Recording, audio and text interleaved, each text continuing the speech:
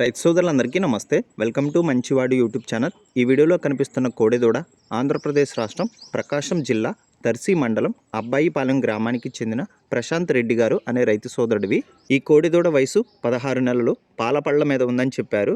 Height 57.5 inches ఉందని చెప్పారు. కేవలం టైర్ బేటా మాత్రమే అలవాటు ఉందని చెప్పారు. రెండు వైపులా అలవాటు ఉందని చెప్పారు. బండి లాగడం, అరక తోలడం వంటి పనులు ఇంకా అలవాటు చేయలేదని చెప్పారు. ప్రశాంత్ రెడ్డి గారు ఈ కోడెదూడని అమ్మాలనుకుంటున్నారు. ధర 80,000 రూపాయలు చెప్తున్నారు. ధర తగ్గించే అవకాశాలు కూడా ఉన్నాయని చెప్పారు.